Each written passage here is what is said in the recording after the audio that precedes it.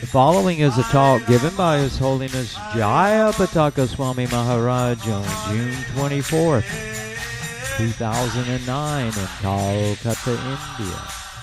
The talk was given at a Rath Yatra Pandal Program.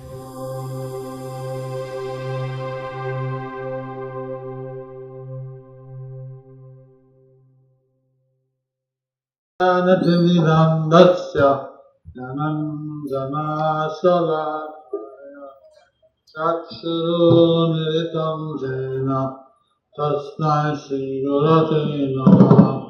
Namah Vishnu Padaya Vishnu Putaya Bhutale Srimati Bhakti Vedanta Swami Niti Namine Namaste Saraswati Devi Gauravani Pracharini Nirvishesha Sunyavadi Paschatyadesakarine Shri Krishna Chaitanya Prabhu Nityananda Shri Advaita Gadadhara Srivasadi Gauravakyarinda.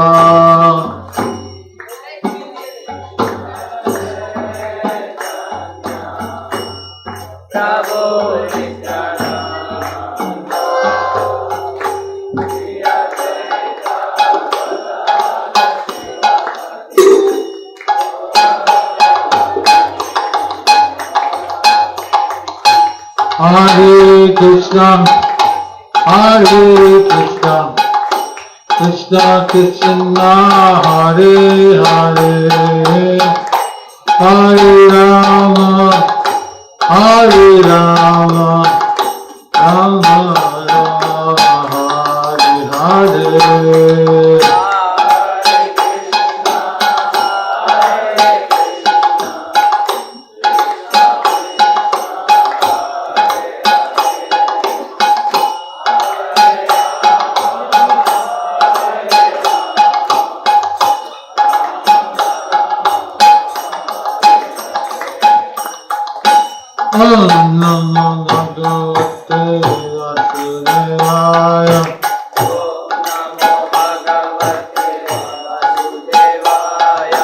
Om Namo Bhagavate Vasudevaya. Om Namo Bhagavate Vasudevaya. Om Namo Bhagavate Vasudevaya.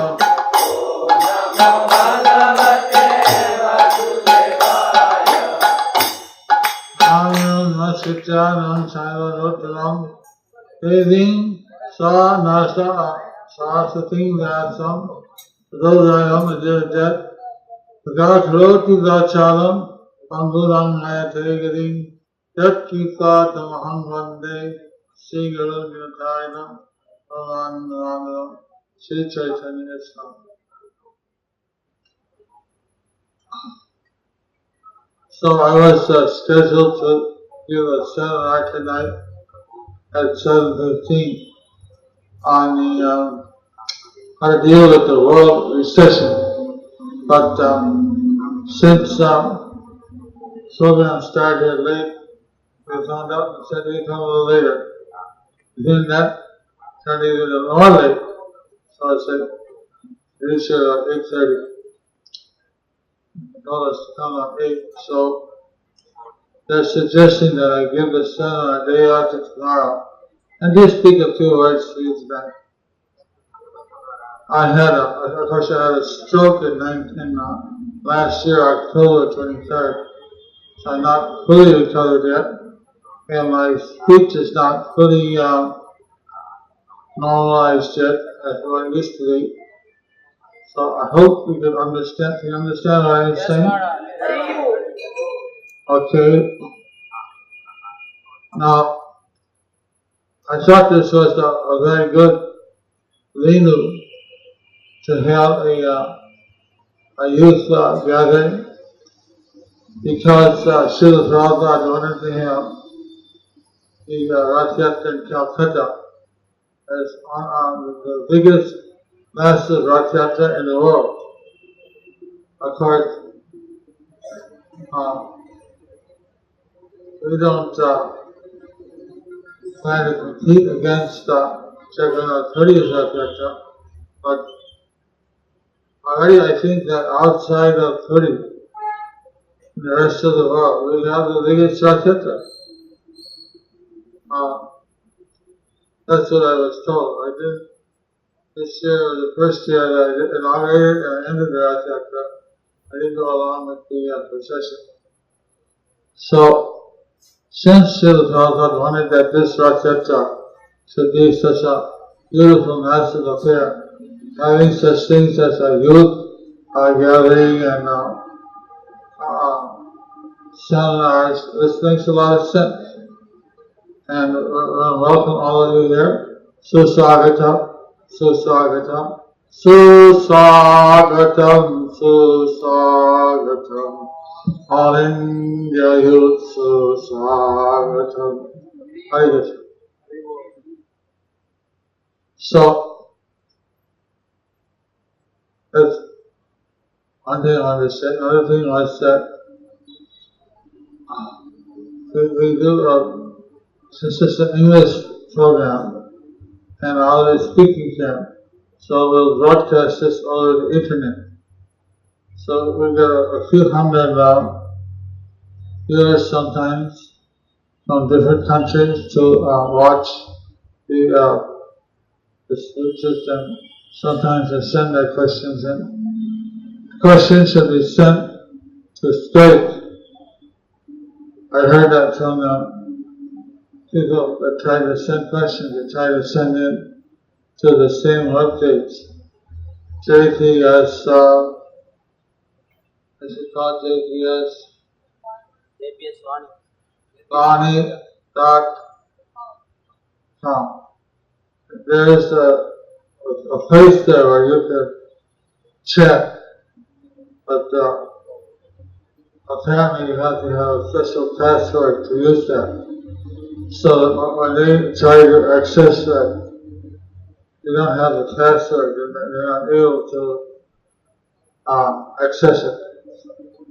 So that's not working with Mahadraha Das and others. They're usually on Skype and they receive the questions.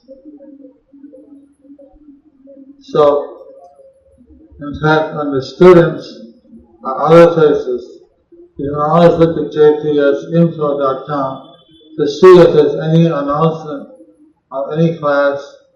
When I'm in Mayapur, I'll give class in English sometimes. But if they give it in Bengali, then they'll type in the English subtitles. In any case, one can get a gist of what's happening.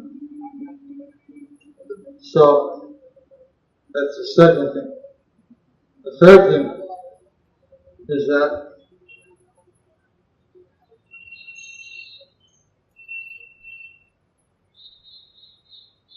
the theme of it, the day after tomorrow, seminar will be is about the recession, how to deal with it. Of course, in one sense, India and China are slightly less hit by the recession than other countries. Because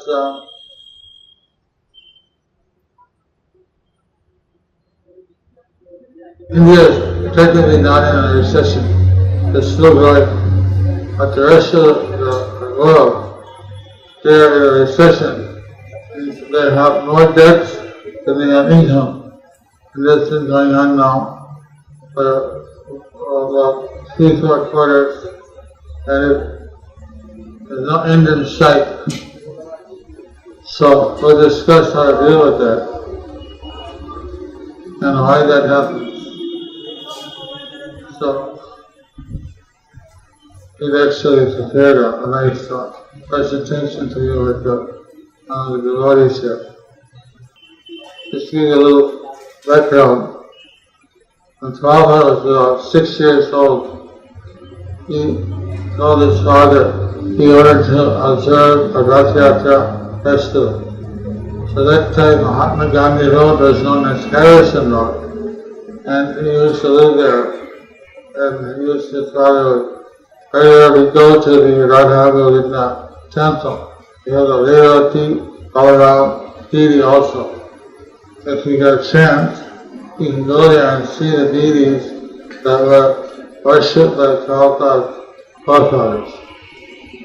Prabhupada doesn't actually mention it many places, but he comes in a family of Vaishnavas, and his forefather is one of the associates of Lord Nityananda Guru. He's a Sudhana Bonik. He's a gold merchant, and he was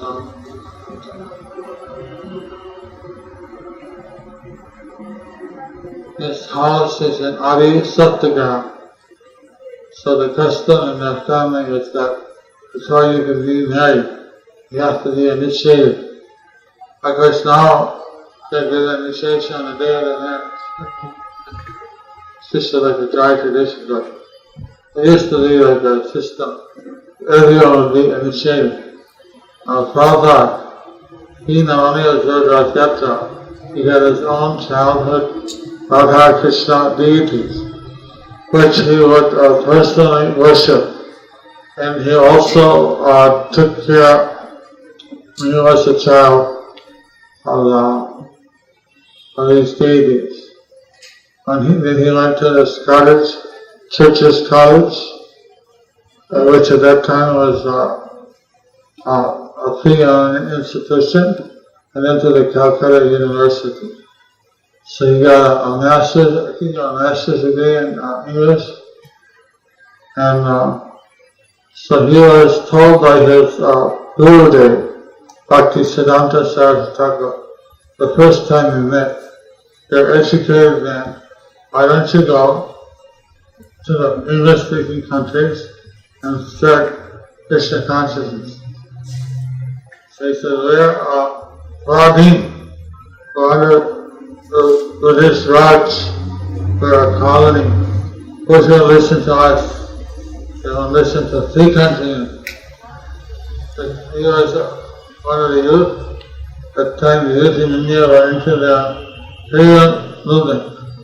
So, he raised that point. The Bhakti Siddhanta said, "You see, whether you're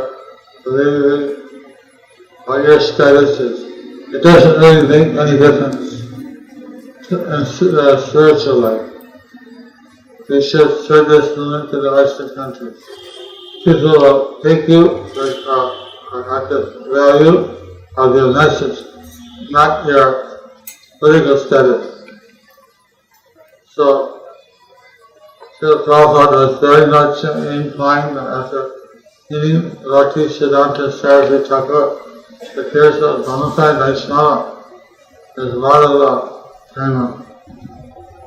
So when I was at the Bhaktivedanta hospital, there was one guy from Delhi in the ICU. He had a lot of magazines, Sai Baba, Manakularis, etc. So they talked to him, "You have all these magazines, so you're interested in spiritual life?" He said, "Well, I'm interested.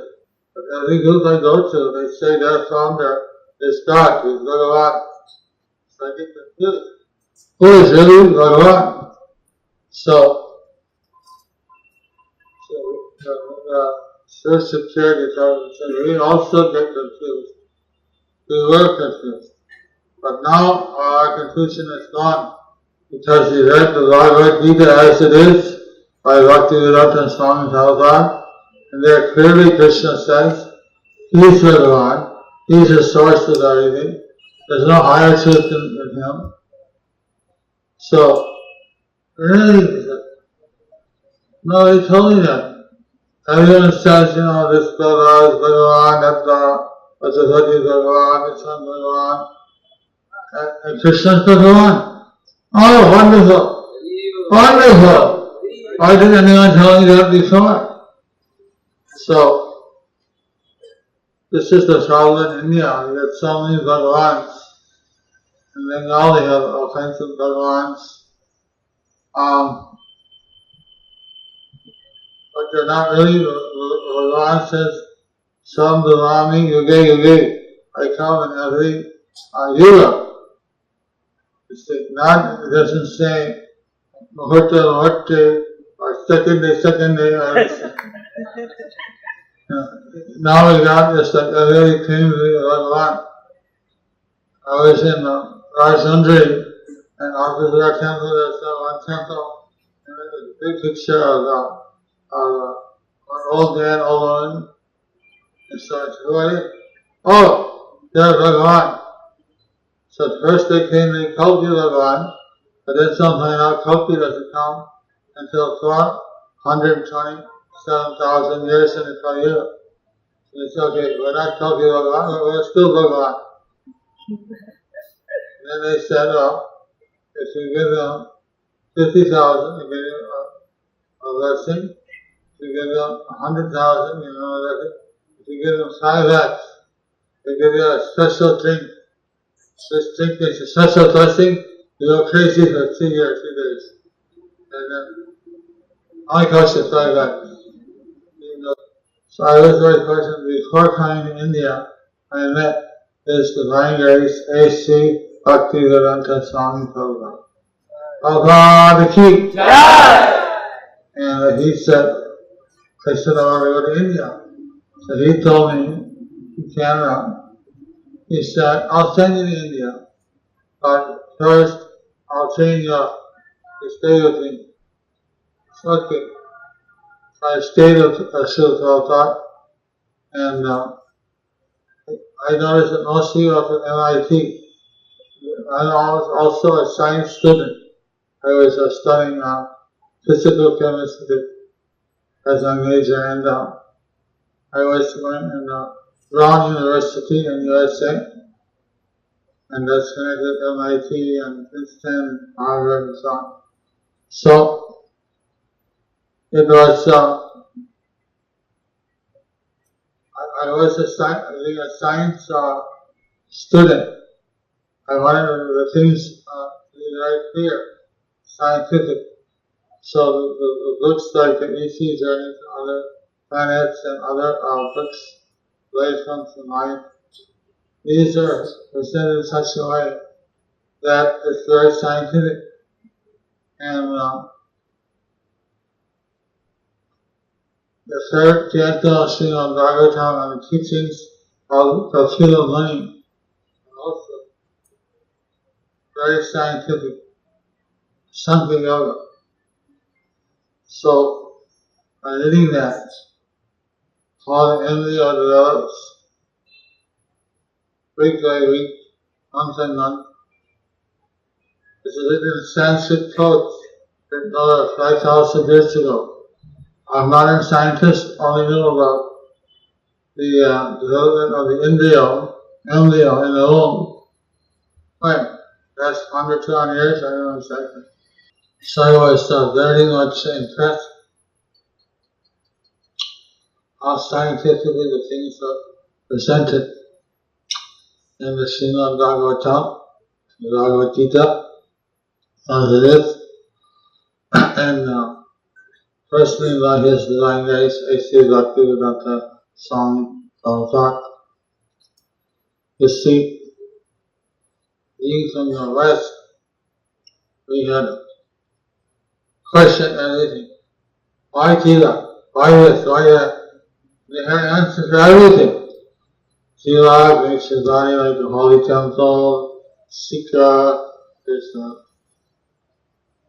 recognizes you as a devotee. And all of the things, whatever was being done by the devotees, there was a reason behind it, and the reason made sense. Sometimes God would give humorous reason, like it's the seekers are antenna and different. special messages of Krishna. But in a more serious tone, he would say how the Sika Krishna gets us out of the illusion, light of Sika. And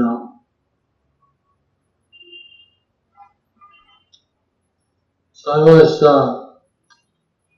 very impressed to see how scientific the Krishna conscious philosophy was. Then I came to India in 1970. So, but in India as well as in the West, and a lot of Indians, they thought, oh, this is all mythology, this is all legends, it's not true. But we're here about it. It's all true. It's all histories. History of this universe, of other universes, history that existed in the past. And this has been written down by Vyasadeva. And these are not people that are writing children's stories or legends, like we grew up in America, where they have the legend of, Devi Kaki, King of the Wild West. These are the legends, Some drunken guy, he didn't know how to throw his throwing knife, Devi Kaki, but so put that on par. There's some songs sung at some tavern with the stories of Prahlad, of Dhruva Maharaj, of Kapila Muni. I mean, it was so hurtful to hear them describe these great histories of our Puranas, Itihasas.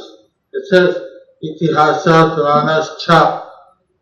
So it's an Itihasa Purana. It doesn't, they're histories. They're not just some legend, some children's story or something. So when you hear them described like that, it was very painful. I have to object sometimes. Please, don't say legend, don't say all this mythology. It's not this. You see, there's letters by his name, Max Mueller, where he said it's very hard to convert these dogmas to Christians. So what I'm going to do, I'm going to learn Sanskrit, I'm going to translate the Vedic scriptures myself in such a way that they'll be more likely to become Christians. So there is his motive. We're not against Christian or any religion for that matter. We respect all religions. But this was a diabolical program where he wanted to he learned the Sanskrit language, and then where it says Vigraha. Vigraha means deity, or a form, a murti. You would translate that as idol. You would translate Itihasa as myth. He did it purposely to destroy the faith in the people in their Shastras. This is now a fact. I don't know it's the truth, because he had written some personal letters to some colleagues of his, and these are all revealed now. So this is the kind of person that was, translating the Vedic Puranas for the Indian people, and what they accepted. So even today, they say, they don't, of course, Indians don't think anything wrong with it, but a Westerner, they say, I worship an idol. They think an idol, it means something false. We're actually worshipping a vigraha, what they call Archa Avatar, Archa Murti. It's a worshipful deity. Now, so there's these subtle things that didn't really have that much, I don't know how much effect it had on the Indians, because in their mind they're thinking vigraha. Okay, idol, that means idol in English. It doesn't mean idol. It means Archa Avatar. It means the incarnation of the worshipful deity.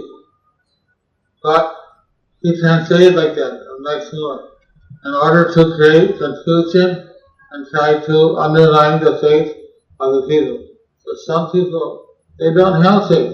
They think that this histories are all myths, and just like there's any other myths in the world, it's not anything very substantial. I, being a science student and studying those things, I found it was it's itihasas. They were very methodical. They were very scientific. They told about things that science had no answer for. So anyway, that's my background. I hope you don't think I'm a fanatic, but I'm a little bit strong on these issues, and I'm very glad that you all come here. And we'll talk about the recession, and we have a PowerPoint presentation day after tomorrow. I don't want to keep you doing your lunch and other programs, but they're talking this now. I'm an Indian citizen now. I became Indian not because I was born here, because I believe in India. I believe in Indian culture, Indian knowledge, and that's why I'm here. So thank you very much. Hare Krishna. Hare Krishna.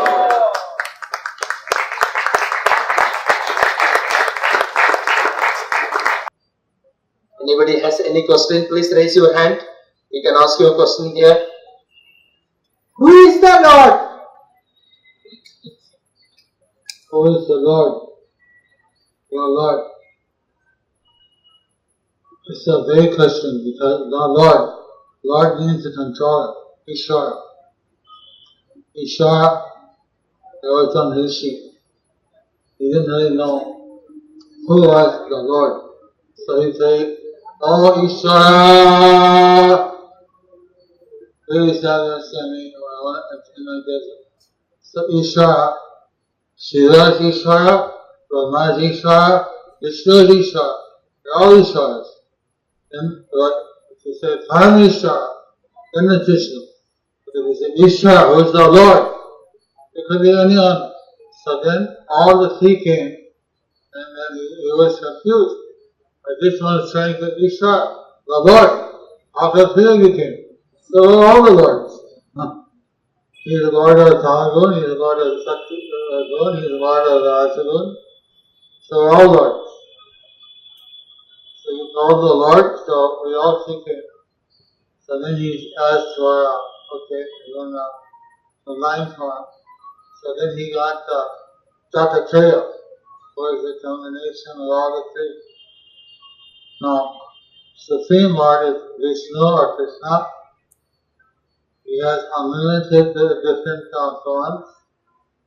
When you ask Shiva, Parvati asked Shiva, which worship is the best worship of all? He said, Aradhana Sarvesham Vishnu Aradhanam Taram. From all the kinds of worship, Vishnu Aradhana, Vishnu worship is the thing. Tasmat Ratran Devi, Radhyana Srasha, however, there's one exception. The worship, the devotee for those objects connected to Vishnu is even more, is more superior than worship Vishnu directly. So, if we worship Shiva as a devotee, Vaishnavanam Vita Sanghu, as a devotee of the Lord. He is Lord also, but he is a subordinate Lord. So we worship Brahma as the original spiritual master. We're coming in the Brahma Sampradaya. They worship him as our Adi Guru, and that's also therefore he as the greatest Vaishnava.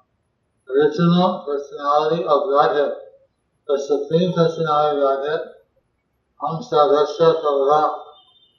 Everything is coming from him. Not Kinchit Dhananjaya, nothing is superior to me. That's Krishna. The Krishna is is the original form of Vishnu. He is the unlimited form of Vishnu. He's got the Balaram Bhavan, Santakshan Bhavan, Vasudev Bhavan, there's Ramchandra Bhavan, there's the Narayana Bhavan, there's Mahavishnu, Garvadakshay Vishnu, and the Tirdakshay Vishnu Bhavan. So the Lord, he's got Ananta Rupa, unlimited forms. Here comes the Varaha, it's Matsya, it's Kurma, etc. etc. However, it's one Lord, different forms. Just like you're dressed in some casual dress, some are wearing even in the traditional dress or clothing, but you learn something functioning around suit and tie. Depending on the kind of function, you have different dresses. So that's your different forms. The Lord, according to his different leelas, he takes on a different form. So, who's known as Vishnu, he's the Supreme One. As far as the Lord is concerned, there's a lot of people that think the category of Lord. But Brahma and Shiva, they're universal lords. Then you have like Indra, who's king of the Devas. Then you have like Vayu-dev and Agni-dev. They're also lords. Lord of fire, Lord of air. So he said, who's the Lord? Like the moderns, if you go into their philosophy, they say Jesus was the son of Brahma. They don't admit that this is the Supreme Lord at all. I'm not really going to go into that monism, but it's just many people don't know that how many different kinds of philosophies are being presented around the world, all as under a certain label like Christianity or something. But there's so many different labels. So, you say, who is the Lord? I wish I could give a more simple answer.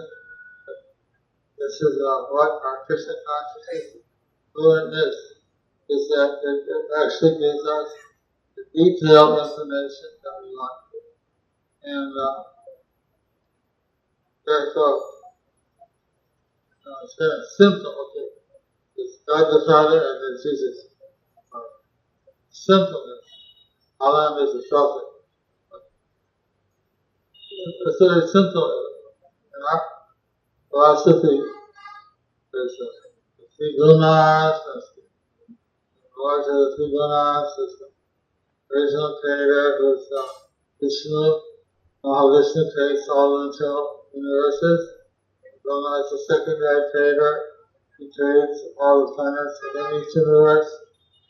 So there's a lot of details given. So when you say the Lord, there's a lot of words out there. And the Lord, if you say the Lord, it's not singular. Lord or Buddha is no equal and no one is greater. And you have Vishnu or Krishna. Hare Krishna.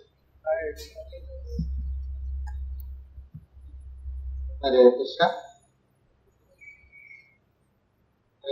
So we are very, very, very, very fortunate today for getting the association, divine association of His Holiness Jayapataka Swami Maharaj.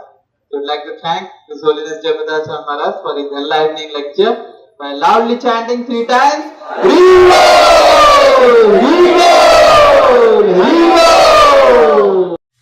Krishna, Hare Krishna, Krishna Krishna, Hare Hare,